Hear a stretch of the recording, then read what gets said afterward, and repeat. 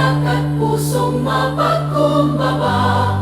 Sa tahanan ng Diyos tayo'y nagtitipon, awit ng papuri sa Kanya'y iaahon. Kristo Jesus, aming ilaw at pag-asa, Ikaw ang daan tungo sa bagong buhay. Sa iyong salita kami pinalalakas, pag-ibig mo'y gabay naming wagas.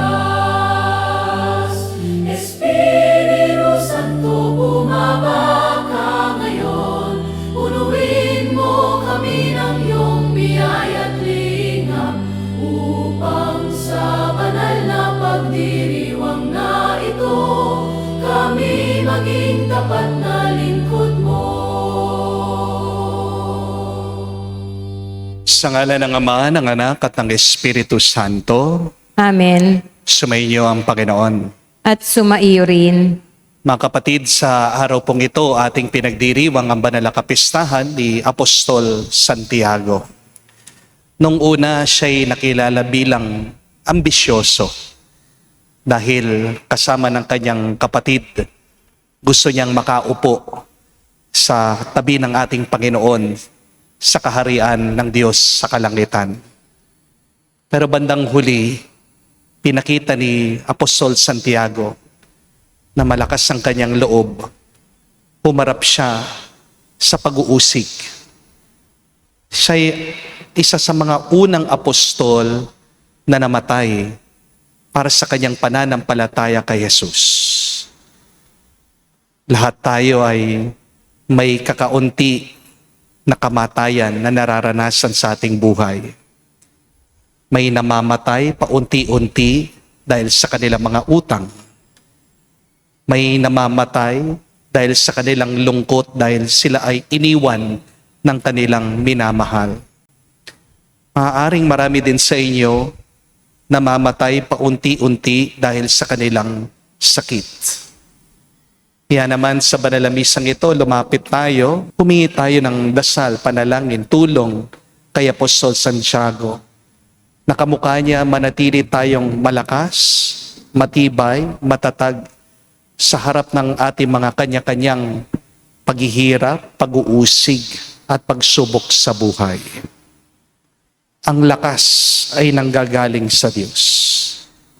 Si Apostol Santiago ay nanatili sumusunod sa likod ng ating Panginoong Hesukristo. Kaya naman nalampasan niya anuman ang hirap ng kanyang buhay. Kaya tayo ay bumabalik sa banal na misa, nagpapakumbaba, para muli nating tanggapin ang banal na katawan at dugo ng ating Panginoong Hesukristo, ang pagkain ng ating buhay. At para tayo ay maging karapat dapat makatanggap sa Kanya, tayo'y magpakumbaba, humiling muli ng Kanyang awa. Inaamin ko Sa makapangyarihang Diyos at sa inyo mga kapatid, na lubha akong nagkasala sa isip, sa salita, sa gawa at sa aking pagkukulang. Kaya isinasamo ko sa mahal na Birheng Maria, sa lahat ng mga anghel at mga banal, at sa inyo mga kapatid, na ako'y ipanalangin sa Panginoong ating Diyos. Awan tayo na makapangyarihang Diyos, patawarin tayo sa ating mga kasalanan, at patnubayan tayo sa buhay na walang hanggan. Amen. Panginoon, kaawaan mo kami. Panginoon, kaawaan mo kami. Kristo, kaawaan mo kami. Kristo, kaawaan mo kami. Panginoon, kaawaan mo kami. Panginoon, kaawaan mo kami. Gloria in excelsis Deo.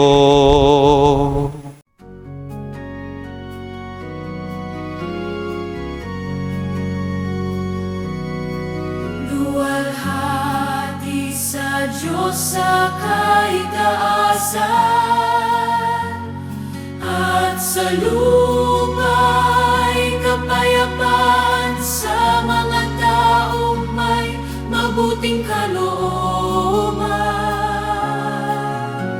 Pinupuri ka namin, dinarangal ka namin, Sinasamba ka namin, niluluwalhati ka namin. Pinasasalamatan ka namin dahil sa dakila mong kaluwalhatian. Panginoong Diyos, Hari ng langit, Diyos Amang makapangyarihan sa lahat, Panginoong Hesukristo, bugtong lana, Panginoon Diyos, Kordero ng Diyos, Anak na Ama. Ikaw taga-nais ng mga kasalanan ng sanlibutan, maawa ka sa amin.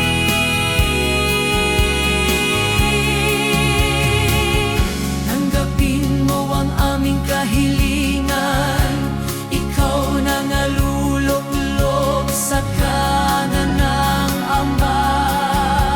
Maawa ka sa amin, sapagkat ikaw lamang ang banal, ikaw lamang ang Panginoon, ikaw lamang, O Hesukristo, kasama ng Espiritu Santo sa kaluwalhatian ng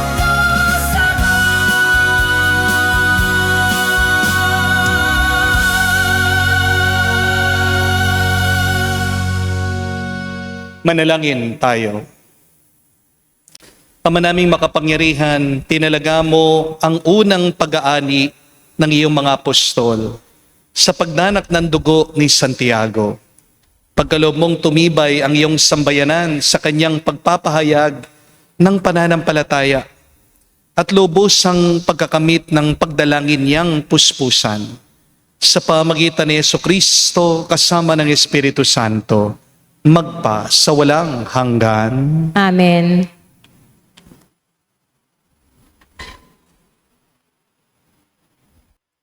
Pagbasa mula sa ikalawang sulat ni Apostol San Pablo sa mga taga-Korinto. Mga kapatid, kaming pinagkalooban ng kayamanang espiritual na ito ay hamak. Kung baga sa sisidlan ay palayok lamang, upang ipakilalang ang di malirip na kapangyarihan ay sa Diyos at hindi amin. Ginigipit kami sa kabi-kabila, ngunit di nagagapi. Kung minsay nag-aalinlangan kami, ngunit di nawawalan ng pag-asa. Pinag-uusig kami, ngunit di nawawalan ng kaibigan. Naibubuwal, ngunit di tuluyang nailulugmok. Lagi kong taglay sa aking katawan ang kamatayan ni Jesus, upang sa pamamagitan ng katawan ko'y mahayag ang kanyang buhay. Kami laging nabibingit sa kamatayan alang-alang kay Kristo, upang sa aming katawan may kamatayan ay mahayag ang kanyang buhay. Ano pat habang ako'y dahan-dahang namamatay, nagkakaroon naman kayo ng buhay na walang hanggan. Sinasabi sa kasulatan, nagsasalita ako sapagkat ako'y sumasampalataya. Bunga ng gayong diwa ng pananampalataya, nagsasalita rin ako sapagkat ako may sumasampalataya. Sapagkat nalalaman ko ang Diyos na muling bumuhay sa Panginoong Hesus, ang siya ring bubuhay sa akin kasama niya at magdadala sa inyo at sa akin sa kanyang piling. Ang lahat ng pagtitiis ko ay sa kapakanan ninyo upang sa pagdami ng mga nakatatanggap ng mga kaloob ng Diyos, lalo namang dumami ang magpapasalamat at magpupuri sa Kanya. Ang salita ng Diyos. Salamat sa Diyos. Ang nagtanim na may luha ay aaning natutuwa. Ang nagtanim na may luha ay aaning natutuwa. Nang lingapin tayo ng Diyos at sa Siyon ay ibalik ang nangyaring kasaysayay parang isang panaginip. Lahat tayo ay natuwa, masasayang nagsiawit. Ang nagtanim na may luha ay aaning natutuwa. Ang sabi ng mga bansang nagmamasid sa paligid, ang ginawa ng Diyos nila ay dakila. Anong rikit? Dakila ngang masasabi, pambihira ang ginawa. Kaya naman kami ngayon, kagalakay di kawasa. Ang nagtanim na may luha ay aaning natutuwa. Kung paanong inuulan yaong mga tuyong batis, sa sariling bayan namin, kami poon ay ibalik. Silang mga nagbubukid na nagtanim na may luha, bayaan mo na mag-aning masasayat natutuwa. Ang nagtanim na may luha ay aaning natutuwa. Yaong mga nagsihayot dalay binhit na nanangis, ay aawit na may galak, dalay ani pagbalik. Ang nagtanim na may luha ay aaning natutuwa.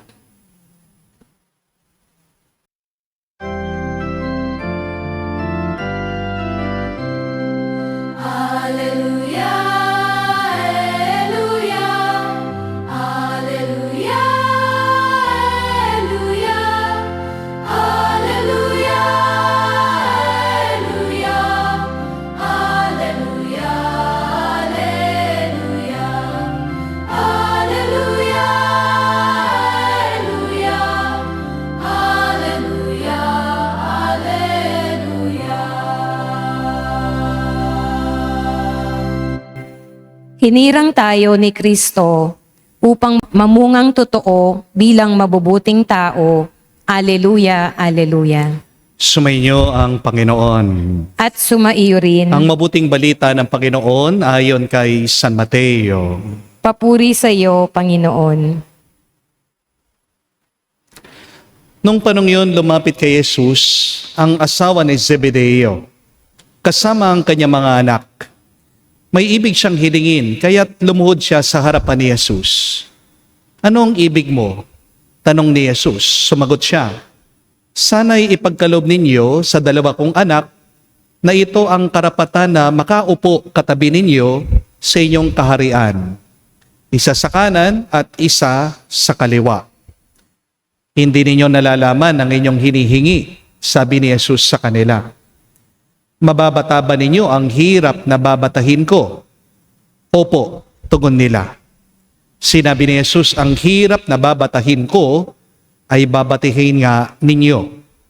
Ngunit wala sa akin ang pagpapasya kung sinong mauupo sa aking kanan at sa aking kaliwa. Ang mga luklukang sinasabi ninyo'y para sa mga pinaghahandaan ng aking ama. Nang marinig ito ng 10 alagad, nagalit sila sa magkapatid. Kaya't pinalapit sila ni Jesus at sinabi sa kanila, alam ninyo na ang pinuno ng mga hentil ay naghahari sa kanila at ang mga dinadakila ang siyang nasusunod. Ngunit hindi ganyan ang dapat umiiral sa inyo. Sa halip ang sino man sa inyo na ibig maging dakila ay dapat maging lingkod. Ang sino mang ibig maging pinuno ay dapat maging alipin ninyo, tulad ng anak ng tao na naparito hindi upang paglingkuran, kundi upang maglingkod at ialay ang kanyang buhay upang matubos ang marami. Mga kapatid, ang mabuting balita ng ating Panginoon. Pinupuri ka namin, Panginoong Hesukristo. Magandang araw po muli sa inyong lahat. Pwede po bang pakisabihan nyo, katabi nyo, God is good. Sobra-sobra. Palakpakan po natin ang Panginoon. Meron pong isang napakagandang kasabihan. Ang sabi po, you don't just wake up one morning and become a butterfly. Ang ganda po, no? Pagmunihan nyo yan. I-reflect nyo ang kasabihan na yan. Hindi naman basta-basta kagising sa isang umaga na isa ka ng paru-paro. Ano pong ibig sabihin nito? Bago lumipad ang paru-paro, dumadaan muna yan sa pagiging uod. Hindi po ba? Gumagapang muna, kumakain ng mga dahon, nagtatago sa isang kukun. At para bang dadaan muna sa kamatayan ang paru-paro bago ito magkaroon ng mga pakpak, bago ito makalipad. Hindi po ba? Mga kapatid, isang napakagandang paalaala para sa atin lahat. Ang paglaki, ang paglago at ang pagbabago ay hindi himala. Ito po ay proseso. Wala talagang instant sa buhay. Kahit naman po itong mundo na ating kinagagalawan, ilang thousands of years po yang ginawa. Ilang libo-libong taon ang ginugol para mahubog ang ating planeta. Di po ba? At ganyan din po sa ating karanasan. Kung gusto mo ng medalya, mag-training ka. Kung gusto mo ng diploma, mag-aral ka. Kung gusto mong sumeksi, magkaroon ng six-pack, mag-diet ka. Gusto mo bang gumanda? Gusto nyo po bang gumwapo? Ngumiti kayo. Tignan nyo nga, mga katabi nyo, nakangiti ba? Kahit mahirap ang buhay, smile. Dahil ang pagngiti, nakakaganda. Libre lang po ang pagngiti. Hindi po ba? Smile. Para gumanda ka, gumwapo ka. At kung gusto nyo po ang langit, magpasan ka muna ng krus. At ito po ang tinuturo sa atin ng ating mabuting balita. Si Santiago at si San Juan, kasama pa nila ang kanilang nanay, lumapit sila kay Jesus. At tinanong sila ng ating Panginoong Hesukristo, anong hinihingi nyo? Nag-request sila, Panginoon, pwede po ba makaupo kami kasama nyo sa inyong kaharian, isa sa kaliwa, isa sa kanan? Sa madaling salita, gusto nila agad magkapwesto. Gusto nila agad ng karangalan. Gusto nila agad ng korona. Pero ano ang sagot ng ating Panginoong Hesukristo? Napakaganda. Can you drink the chalice that I am going to drink? Parang sinasabi ng ating Panginoong Hesukristo, gusto nyo ba ng korona? Handa ba kayo sa krus? Kung gusto nyo ng tagumpay, dapat handa kayong magsakripisyo. Kung gusto nyong lumipad, dapat handa kayong dumaan sa pagiging uod muna. Mga kapatid, napansin niyo po ba? Hindi naman sinabi ni Jesus, mali ang mangarap maging dakila. Hindi naman po masama ang umangat sa buhay. Hindi naman masama ang maging successful. Ang mali ay yung naisin mo yung bunga, pero ayaw mo ng ugat.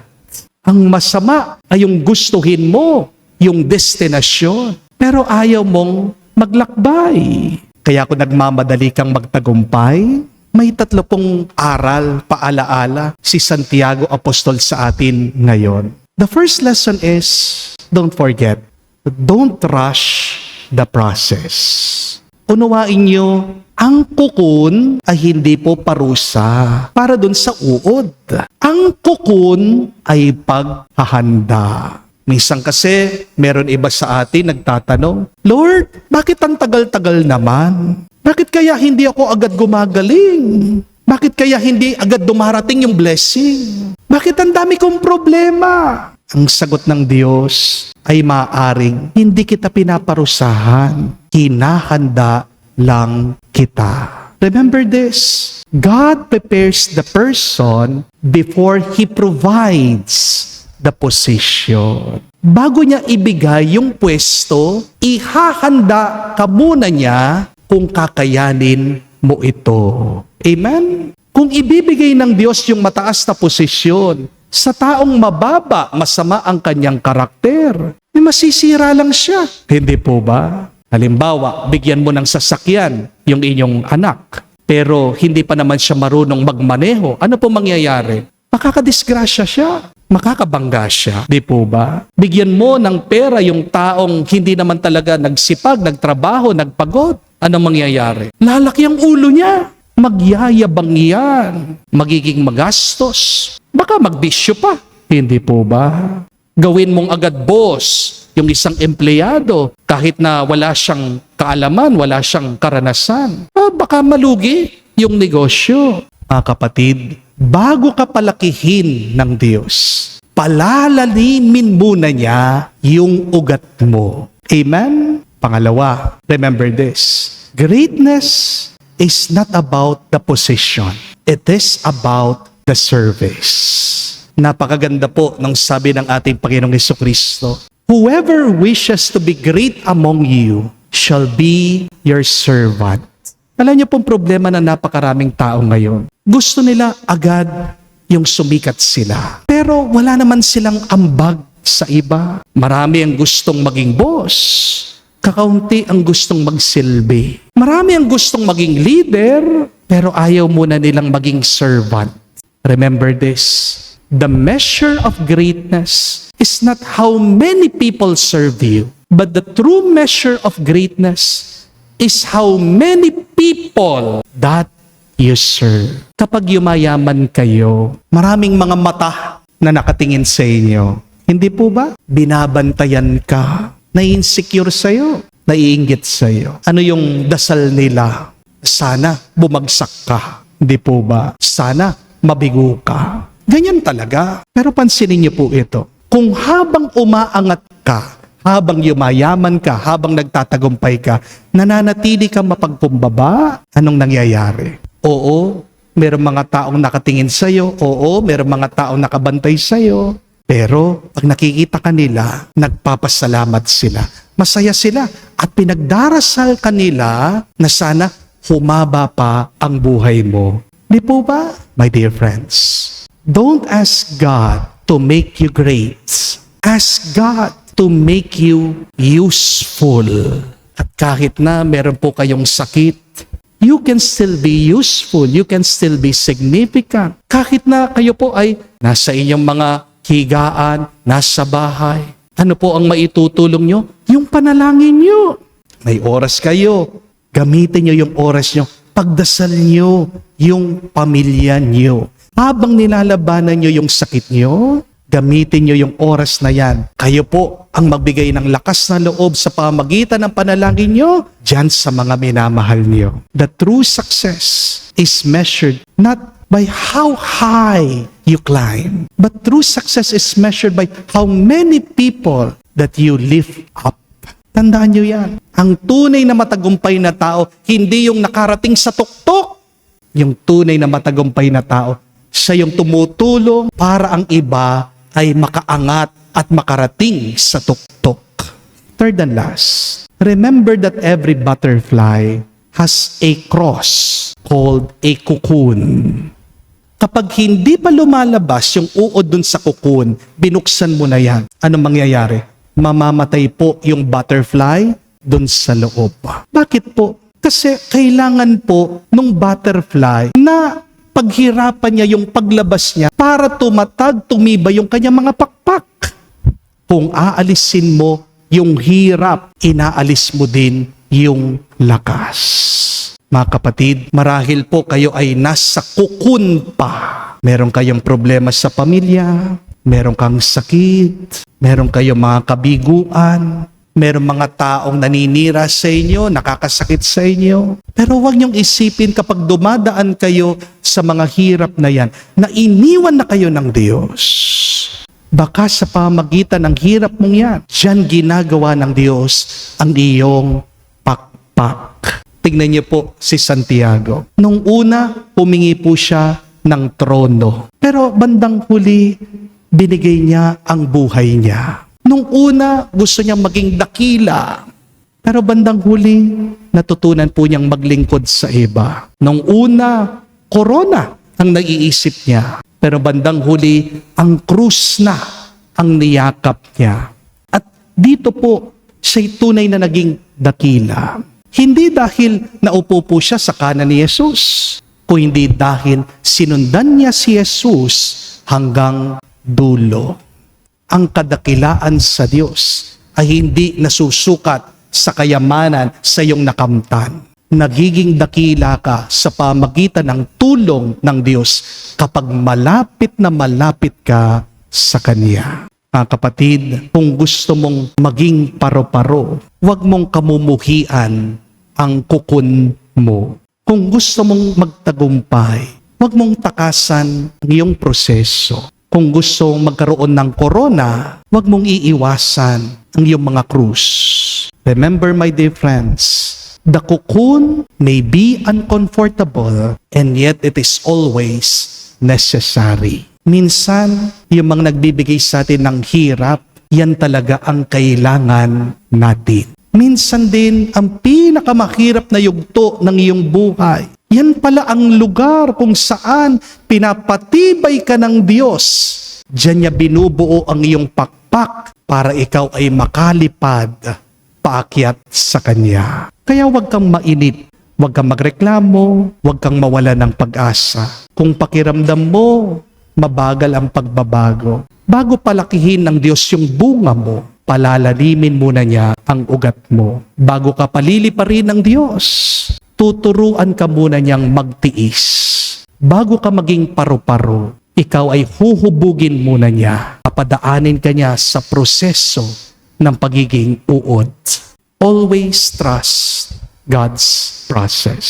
Dahil ang Diyos ay hindi lang po gumagawa ng mga magagandang bunga. Gumagawa din siya ng mga tao na handa na magdala sa mga bungang ito habang buhay. Magpatulong po tayo, tingin natin ang dasal ni Santiago.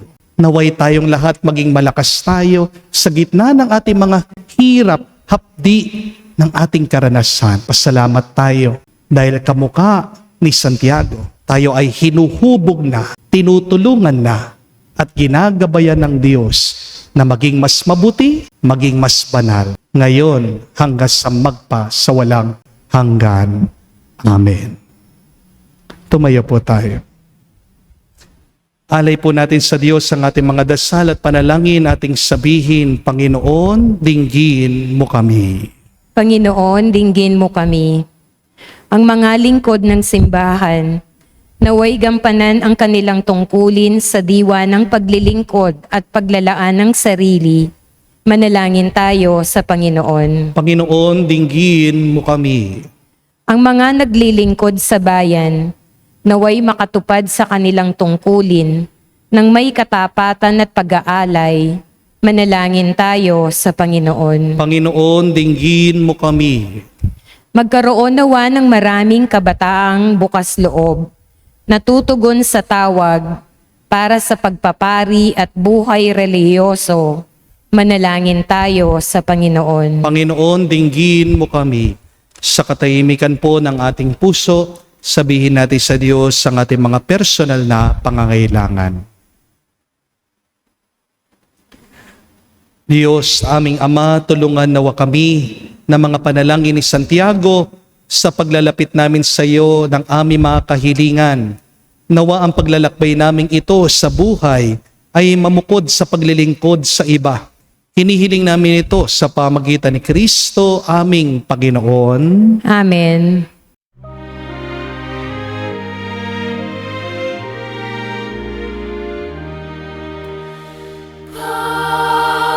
Panginoon, Panginoon,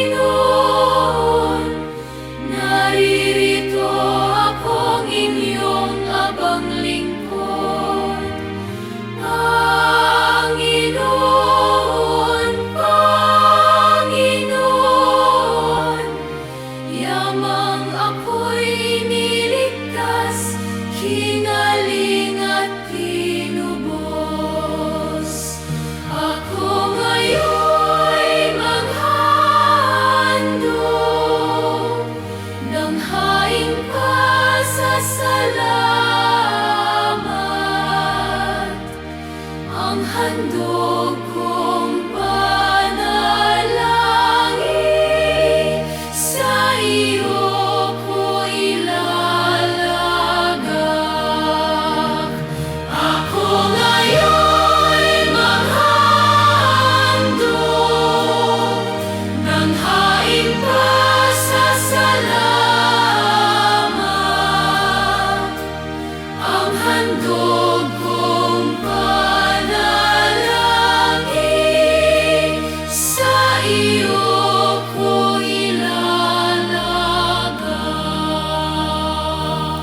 Manalangin kayo mga kapatid, para ang ating mga paghahain ay kalugdan ng Diyos, amang makapangyarihan. Tanggapin nawa ng Panginoon itong paghahain sa iyong mga kamay, sa kapurihan niya at karangalan, sa ating kapakinabangan at sa buong sambayanan niyang banal. Ama naming lumikha, lahat ng iyong mga paghahaing pinag-utos nung araw ay iyong pinagtibay sa isang haing hantungan ng tanan. Tanggapin ang ginaganap ngayon ng iyong mga lingkod at basbasan mo ito sa kabanalang gaya ng iyong kaloob sa mga alay ni Abel na lubha mong kinalugod upang sa mga handog ng bawat isang nagbigay para sambahin ang banal mong ngalan ay magkamit ng karagdagan mong kasiyahan. Sa pamagitan ni Jesucristo kasama ng Espiritu Santo, magpa sa walang hanggan. Amen. Sumainyo ang Panginoon. At sumaiyo rin, Itaas sa Diyos sa inyong mga puso at diwa. itinaas na namin sa Panginoon. Pasalamatan natin ang Panginoong ating Diyos. Marapat na siya ay pasalamatan. Ama naming makapangyarihan, tunay nga marapat ikaw ang aming pasalamatan. Sa pamagitan ni Jesucristo na aming Panginoon, tinatag niya ang iyong sambayanan at ang mga apostol ay saligat katuwang sa pagpapanatili ng iyong pagmamahal na di magwawakas kahit kailan. Kaming sambayanan mo dito sa daigdig ay katibayan ng pamumuhay sa langit. Kaming naririto ay tagapaghiwatig sa pagkakaisa ng tanan sa iyong pag-ibig. Kaya kaisa na mga anghel ay sisiawit ng papuri sa iyo nang walang humpay sa kalangitan. Kami nagbubunyi sa iyong kadakilaan.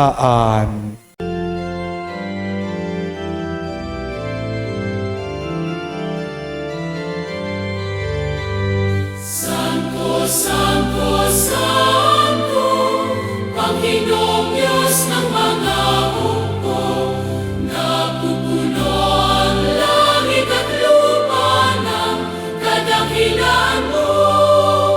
Hosana, Hosana, sa kainasan, pinagpalang na paririto sa ngalan ng Panginoon.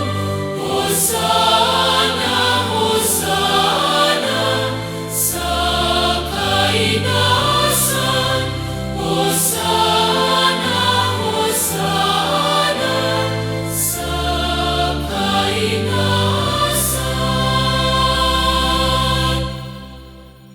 Ama naming banal, ikaw ang bukal ng tanang kabanalan.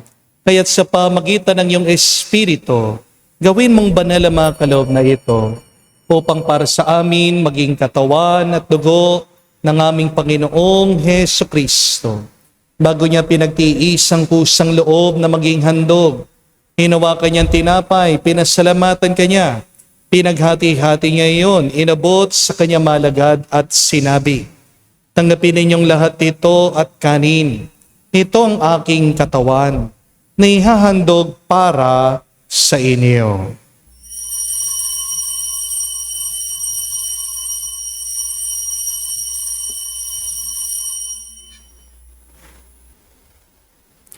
Gayon din naman na matapos ang hapunan, hinawakan niyang kalis. Muli kanyang pinasalamatan. Nabot niyang kalis sa kanyang malagad at sinabi, tanggapin ninyong lahat ito at inumin. Ito ang kalis ng aking dugo, ng bago at walang hanggan tipan.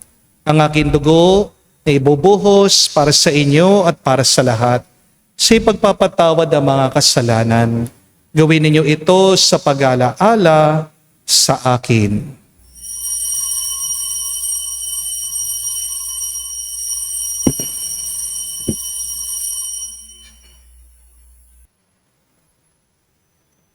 Ang misteryo ng pananampalataya.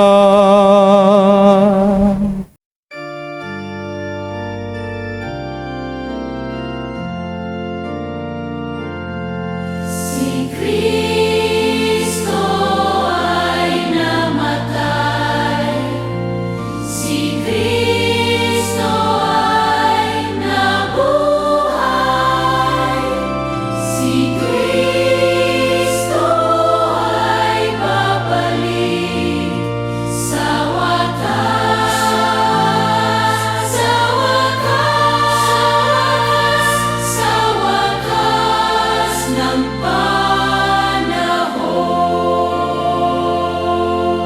Ama, ginagawa namin ngayon ang pag-alaala sa pagkamatay muling pagkabuhay ng iyong anak. Kaya tinialay namin sa iyong tinapay nagbibigay buhay at ang kalis na nagkakalob ng kaligtasan. Kami nagpapasalamat dahil kami yung minarapat na tumayo sa harap mo para maglingkod sa iyo. Sinasamo namin kami magsalo-salo sa katawan at dugo ni Kristo ay mabuklod sa pagkakaisa sa pamagitan ng Espiritu Santo. Ama, lingapin mong iyong simbahan, laganap sa buong daigdig. Puspusin mo kami sa pag-ibig. Kaisa ni Leon ang aming Santo Papa, si Florentino aming Arsobispo at ng Tanang Kaparian. Alalahanin mo rin ang aming mga kapatid na nahimlay. May pag-asang sila'y muling mabubuhay. Gayon din naman lahat ng mga pumanaw. Kawan mo't sila't patuloyin sa iyong kaliwanagan. Kawan mo't pagindapatin kaming lahat. Makasalo sa iyong buhay na walang wakas. Kaisa na Mahal na Birhen Maria, Ina ng Diyos, kaisa ni San Jose ang kanyang maluwalhating esposo, kaisa ng mga apostol, lahat ng mga banal, na namuhay dito sa daigdig, nakalugod-lugod sa iyo. May pagdiwang nawa namin ang pagpupuri sa ikararangal mo, sa pamagitan ng iyong anak aming Panginoong Heso Kristo. Sa pamamagitan ni Kristo, kasama niya at sa Kanya, ang lahat ng parangal at papuri ay sa iyo, Diyos Ama, makapangyarihan, kasama ng Espiritu Santo, magpasawalang hanggan. Amen. Amen.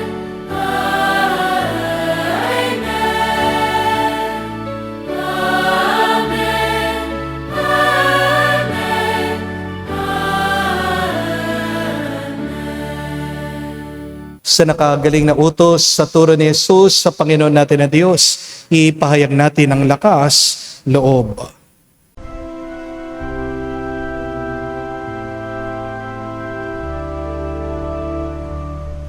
Ama namin, sumasalangit ka, sambahin ang ngalan mo, mapasa amin ang kaharian mo, sundin ang loob mo dito sa lupa para nang sa langit. Bigyan mo kami ngayon ng aming kakanin sa araw-araw at patawarin mo kami sa aming mga sala para ng pagpapatawad namin sa nagkakasala sa amin. At huwag mo kaming ipahintulot sa tukso, at iadya mo kami sa lahat ng masama. Hinihiling namin kami adya sa lahat ng masama, pagkalooban ng kapayapaan araw-araw, iligtas sa kasalanan, ilayo sa lahat ng kapahamakan, samantalang aming pinanabikan ang dakilang araw ng pagpapahayag ng tagapagligtas naming si Heso Kristo. Sapagkat iyo ang kaharian at ang kapangyarihan at ang kapurihan magpakailanman. Amen. Panginoong Heso Kristo, sinabi mo sa mga apostol, kapayapaan ang iniwan ko sa inyo, ang aking kapayapaan binibigay ko sa inyo. Tunghayan mo ang aming pananampalataya at huwag ang aming pagkakasala. Pagkalooban mo kami ng kapayapaan at pagkakaisa ayon sa iyong kalooban, kasama ng Espiritu Santo magpa sa walang hanggan. Amen. Kapayapaan ng Panginoon ay laging sumainyo. at sumaiyo rin. Magbigayan po kayo ngayon ng kapayapaan sa bawat isa. Peace with you po, kapayapaan po sa inyong lahat.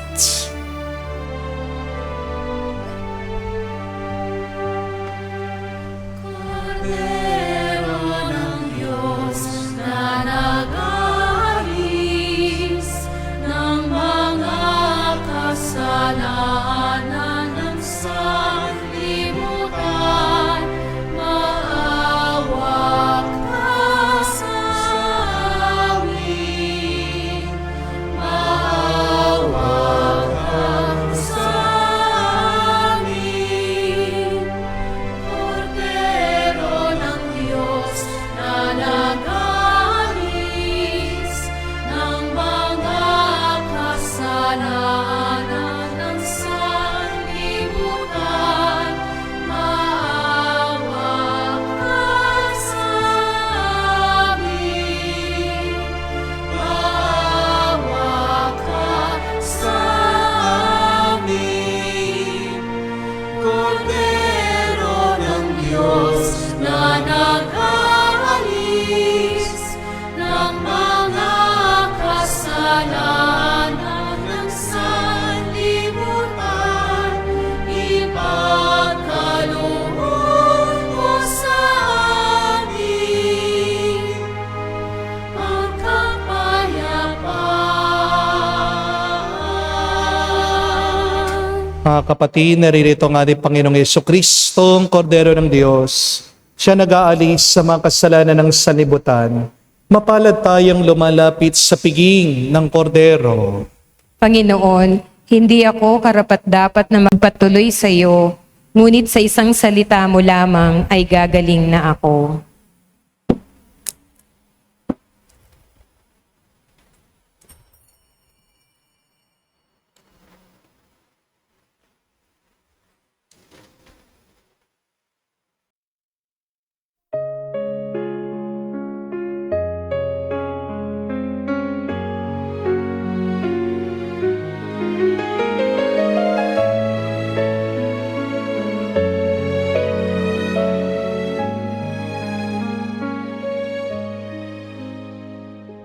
Stay with me, Lord, that I never forget you. Stay with me, Lord, because I am weak. Stay with me, Lord, for you are my life. Stay with me, Lord, for you are my light. Oh, how I need you, my Jesus, in this night of exile. Stay with me, my Jesus, in the breaking of the bread, the light which disperses all darkness, the force that sustains me, the unique joy of my heart.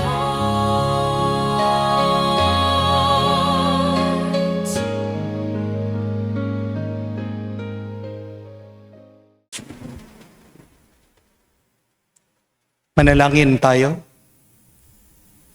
Ama namin mapagmahal, kami tulungan mo, pakundangan sa pagdalangin ni Apostol Santiago. Ngayon sa kapistahan niyang masaya kaming nakinabang sa pamagitan ni Jesucristo kasama ng Espiritu Santo, magpa sa walang hanggan. Amen. Inanyayahan ko po kayo na lagayan yung mga kanang kamay sa inyong mga dibdib. Sabay-sabay po natin dasalin the miraculous prayer of Padre Pio for the quick recovery and healing of the sick. Heavenly Father, I thank you for loving me. I thank you for sending your Son, our Lord Jesus Christ, to the world to save and to set me free. I trust in your power and grace that sustain and restore me. Loving Father, touch me now with your healing hands. For I believe that your will is for me to be well in mind, body, soul, and spirit. Cover me with the most precious blood of your Son, our Lord Jesus Christ, from the top of my head to the soles of my feet. Cast out anything that should not be in me. Root out any unhealthy and abnormal cells. Open any blocked arteries or veins. And rebuild and replenish any damaged areas. Remove all inflammation and cleanse any infection by the power of Jesus' precious blood.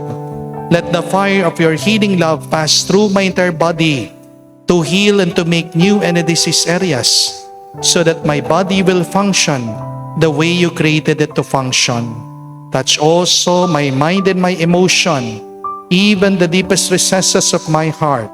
Saturate my entire being with your presence, love, joy, and peace, and draw me ever closer to you every moment of my life.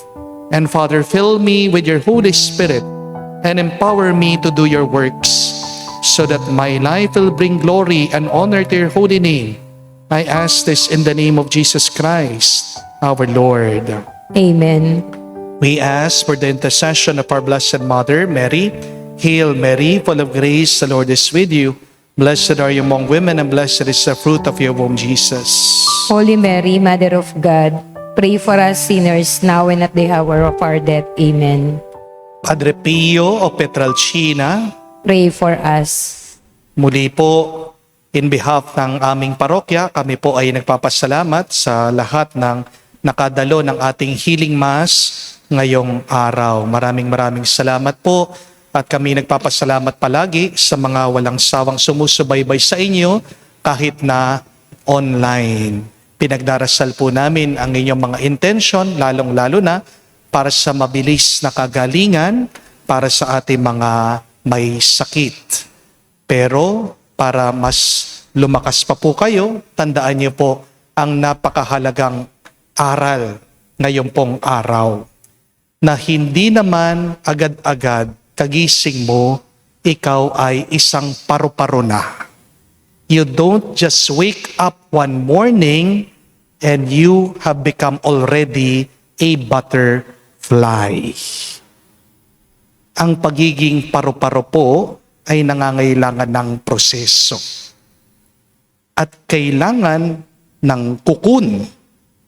Medyo mahirap, kala mo ikaw ay namamatay, pero yung kamatayan na yon ay kasama para sa iyong pagbabago, para matanggap mo ang grasya na para sa iyo.